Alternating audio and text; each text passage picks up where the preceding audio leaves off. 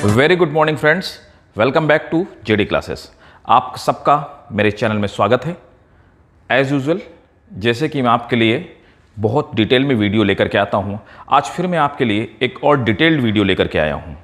वो detailed video start होता है, अब हम अपना थर्ड किंगडम स्टार्ट करेंगे जिसे कि हम प्लांट किंगडम कहते हैं।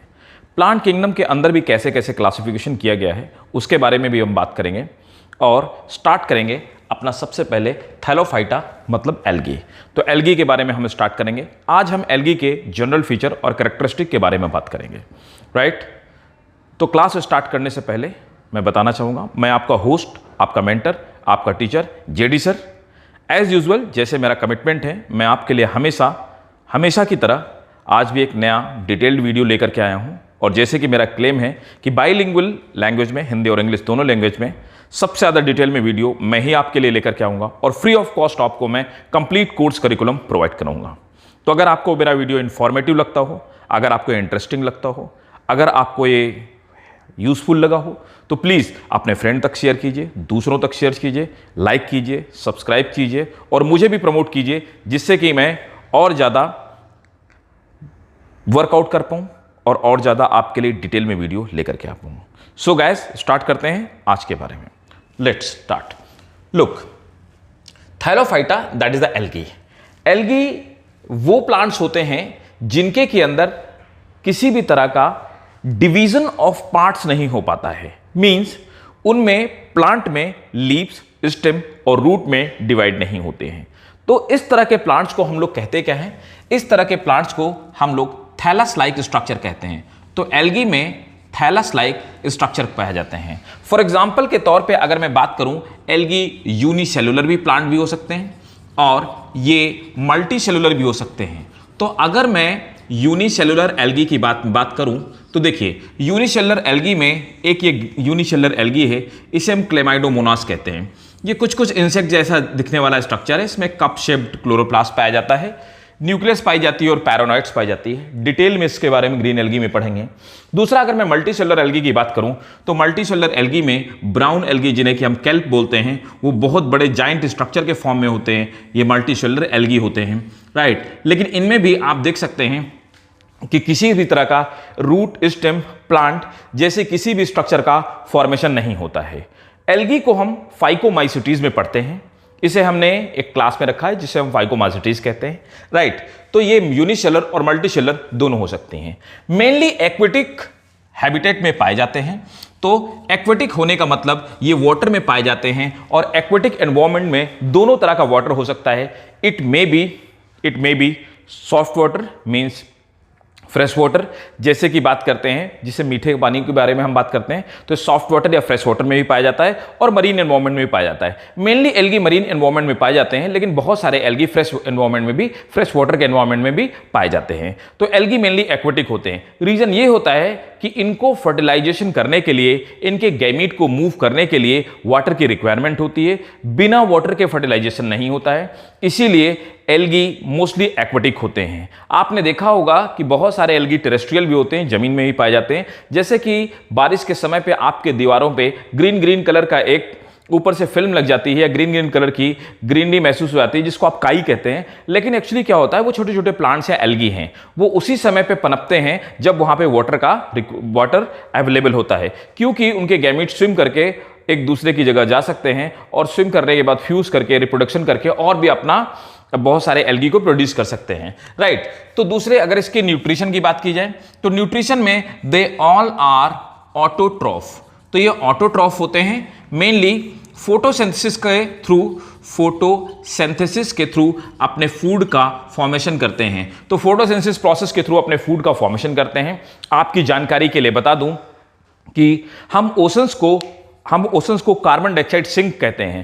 पूरे अर्थ में पैदा होने वाली 50% कार्बन डाइऑक्साइड को एल्गी ही फिक्स करते हैं और वो मेनली एब्जॉर्ब करते हैं ओशंस में। तो इसीलिए हम ओशंस को कार्बन डाइऑक्साइड सिंक के नाम से जानते हैं। प्रोडक्टिविटी सबसे ज्यादा ओशंस की इसीलिए होती है क्योंकि एल्गी ह्यूज अमाउंट में पाए जाते हैं। एल्गी से हम बहुत सारे यूजफुल सब्सटेंस निकालते हैं।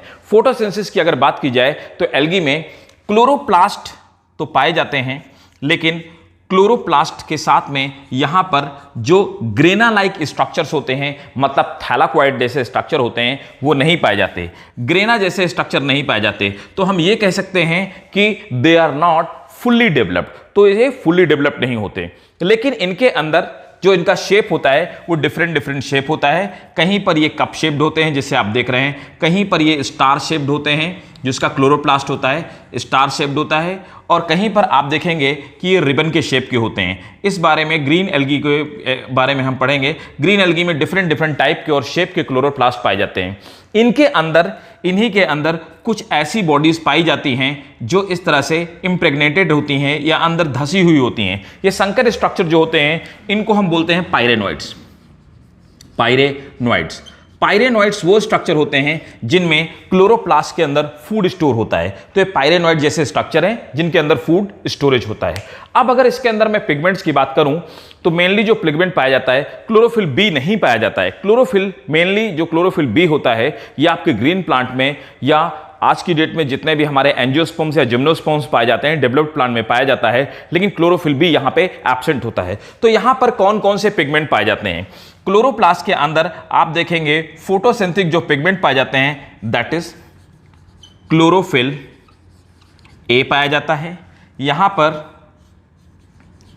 ज़ैंथोफिल पाया जाता है, तो क्लोरोफिल ए पिगमेंट पाया जाता है, ज़ैंथोफिल पिगमेंट पाया जाता है, और यहां पर इसी के साथ में कैरोटीन नाम के पिगमेंट भी पाए जाते हैं, तो कैरोटीन भी पाया जाता है। ये तीन मेजर पिगमेंट है, ये थ्री मेजर पिगमेंट जो क्लोरोप्लास्ट के अंदर पाए जाते हैं मोस्टली सभी एल्गी में। लेकिन इसके अलावा फाइकोबिलिन और फाइकोजिंथिन जैसे भी पिगमेंट कुछ एल्गीज में पाए जाते हैं, लेकिन वो स्पेसिफिक पर्टिकुलर एल्गी में पाए जाते हैं। ये तो बात थी इसके न्यूट्रिशन के बारे में, ये बात थी इसके स्ट्रक्चर के बारे में, तो ये एल्गी के जनरल फीचर थे। इसके साथ में कुछ और इंपॉर्टेंट फीचर आपको नोट करने चाहिए।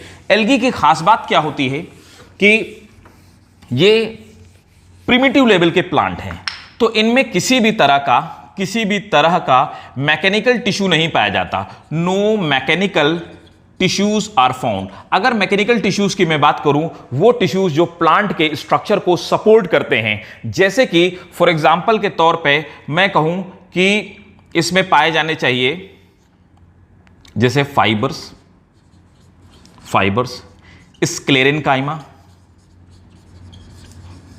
कोलेनकाइमा, इस तरह का कोई भी स्ट्रक्चरल सपोर्टिव या मैकेनिकल टिश्यू इनमें नहीं पाया जाता।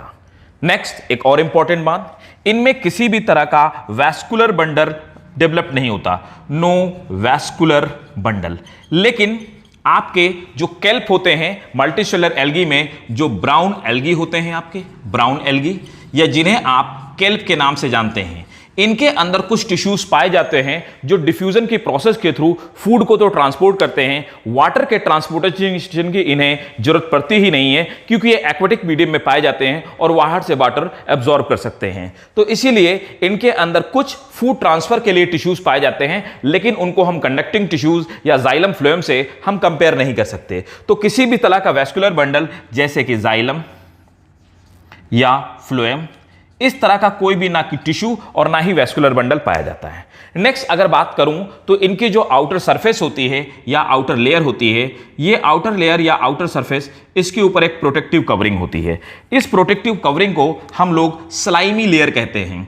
तो ये जो स्लाइमी लेयर होती है ये बनी होती है कार्बोहाइड्रेट की, और ये किसी भी तरह से वाटर को अंदर पेनिट्रेट नहीं करने देती। तो फंक्शन इसका क्या होता है? इसका फंक्शन होता है ये इसको सड़ने से बचाती है या किसी भी तरह से रॉट करने से बचाती है, क्योंकि एक्वेटिक मीडियम में ये एल्गी में सड़ सकते हैं एंड दे कैन रॉट। दूसरा इंपॉर्टेंट चीज ये होती है इसके ऊपर किसी भी तरह के बैक्टीरिया या किसी भी तरह के दूसरे प्लांट ग्रो ना करने पाए, मींस किसी भी तरह का एपिफाइट इसके ऊपर ग्रो ना करने पाए और उसको हार्म ना करने पाए और इनके साथ पैरासिटिक रिलेशन ना बना पाए। ये दो फंक्शन करते हैं। तो स्लाइमी जो लेयर पाई जाती है इसके दो फंक्शन होते हैं, वाटर से बचाना, वाटर से इसको सेव करना, और दूसरा किसी भी तरह का दूसरे प्लांट के ना ग्रो हो पाने के लिए होती है। और खास बात होती है, बहुत सारी मछलियां इन एल्गीज को नहीं खा पाती हैं क्योंकि इनका जो आउटर स्लाइमी लेयर होता है वो टेस्टलेस होता है या फिर बैड ऑर्डर होता है या बैड टेस्ट होता है, जिसकी वजह से इनको प्रोटेक्शन में ये हेल्प करती हैं। अब बात करते हैं रिप्रोडक्शन के बारे में। रिप्रोडक्शन इनमें मेनली एल्गी में जो रिप्रोडक्शन पाया जाता है वो मेनली एसेक्सुअल रिप्रोडक्शन ज्यादातर एल्गीज में पाया जाता है। तो रिप्रोडक्शन के लिए अगर बात करूं तो रिप्रोडक्शन दो तरह का पाया जाता है एल्गी में। रिप्रोडक्शन एक तो होता है वेजिटेटिव रिप्रोडक्शन में मेनली फ्रेगमेंटेशन होता है। फ्रेगमेंटेशन में एल्गी छोटे छोटे टुकड़ों में फ्रेगमेंट में ब्रेक हो जाता है और नए एल्गी का फॉर्मेशन करता है। दूसरा अगर मैं बात करूं एसेक्सुअल रिप्रोडक्शन पाया जाता है। एसेक्सुअल रिप्रोडक्शन में यहां पर कई तरह के मोटाइल स्पोर्स का फॉर्मेशन होता है। दे आर मोटाइल स्पोर्स और ये मोटाइल स्पोर्स शटल डाउन हो जाते हैं। सेक्सुअल रिप्रोडक्शन की अगर मैं बात करूं ये रेयर होता है, कम होता है। सेक्सुअल रिप्रोडक्शन मेजॉरिटी ऑफ जो एल्गी होते हैं वो एसेक्सुअल और वेजिटेटिव रिप्रोडक्शन करते हैं, लेकिन सेक्सुअल रिप्रोडक्शन भी पाया जाता है। ये हो सकता है आइसोगैमस। मैं आपको एल्गी में आपको इस पिछले जो वीडियोस थे हमारे जिसमें कि मैंने आपको फंजाई पढ़ाया था वहां मैं आपको बता भी चुका हूं। आइसोगैमस होता है, एनाइसोगैमस होता है और दूसरा ऊगैमस होता है, ऊगैमस। अगर आपने मेरा ये वीडियो नहीं देखा है तो प्लीज़ डिस्क्रिप्शन बॉक्स में जाइए और डिस्क्रिप्शन बॉक्स में आपको एक लिंक मिलेगी जिसमें कि आप जा करके आप फंजाई में एसेक्सुअल रिप्रोडक्शन देखिए और सेक्सुअल रिप्रोडक्शन देखिए। सेक्सुअल रिप्रोडक्शन में मैंने तीनों ही तरीके डिस्क्राइब किए हैं, आइसोगैमस, एनाइसोगैमस एंड ऊगैमस। ठीक है, तो तीन तरह से इसमें रिप्रोडक्शन हो सकता है, राइट। तो ये सेक्सुअल रिप्रोडक्शन के भी तीन तरीके होते हैं। मेनली मेजॉरिटी ऑफ एल्गी में एसेक्सुअल और वेजिटेटिव रिप्रोडक्शन होता है। एक लास्ट में एक चीज बताना चाहूंगा, इनकी इकोनॉमिक इंपॉर्टेंस क्या है। बहुत सारे एल्गी, जैसे बात करूं, एक एल्गी होता है स्पाइरुलिना। स्पाइरुलिना जो होता है, स्पाइरुलिना को सिंगल सेल प्रोटीन के नाम से जाना जाता है। स्पाइरुलिना सिंगल सेल प्रोटीन होता है। स्पाइरुलिना का फंक्शन होता है ये high quantity of protein provide कराता है। इसको कैप्सूल में भर करके एस्ट्रोनॉट को प्रोवाइड कराते हैं, इसीलिए इसे हम लोग स्पेस एल्गी के नाम से भी जानते हैं। कुछ एल्गी ऐसे भी होते हैं जैसे फॉर एग्जांपल के तौर पे क्लोरेला। अगर मैं बात करूं क्लोरेला की, क्लोरेला का फंक्शन होता है ये किसी भी सीवेज को डिस्पोज करने का फंक्शन करता है। तो न्यूट्रिशन में भी पार्टिसिपेट करते हैं, डिस्पोजिशन में भी पार्टिसिपेट करते हैं, और आइसक्रीम को बनाने के लिए जो हम अगर निकालते हैं, कैप्सूल को बनाने के लिए जो जेलेटिन निकालते हैं, ये सभी इंपॉर्टेंट जो प्रोडक्ट होते हैं वो हम एल्गी से निकालते हैं और फिशेस इनको फूड के फॉर्म में यूज करती हैं। That is the economic importance of the algae. So ये कुछ एल्गी के जनरल फीचर थे। एल्गी की लाइफ साइकिल के बारे में अगर बात करूं तो लाइफ साइकिल हैप्लॉन्टिक हो सकती है, हैप्लॉन्टिक, राइट। लाइफ साइकिल डेप्लॉन्टिक हो सकती है, डेप्लॉन्टिक, और ये हैप्लोडेप्लॉन्टिक भी हो सकती है, हैप्लोडेप्लॉन्टिक। अगर आपको ये तीनों टर्म नहीं मौजूद हैं, पता है, अगर आप इन तीनों टर्म्स के बारे में नहीं जानते हैं तो प्लीज आप जाइए और मेरा एक वीडियो देखिए, वो भी डिस्क्रिप्शन बॉक्स में है, स्लाइम मोल्ड में। स्लाइम मोल्ड में मैंने बताया कि हैप्लॉन्टिक लाइफ साइकिल जिसमें हैप्लॉइड ऑर्गेनिज्म पूरी लाइफ साइकिल में डोमिनेट करता है, डेप्लॉन्टिक जिसमें 2n या डेप्लॉइड ऑर्गेनिज्म डोमिनेट करता है, हैप्लोडेप्लॉन्टिक जिसमें पूरी लाइफ साइकिल में हैप्लॉइड और डेप्लॉइड दोनों ही तरह के ऑर्गेनिज्म पाए जाते हैं। ये तीनों तरह की लाइफ साइकिल एल्गी में पाई जाती है। अभी हम डिटेल में आगे की वीडियोस में पढ़ेंगे, राइट। सो ये था जनरल फीचर एल्गी का।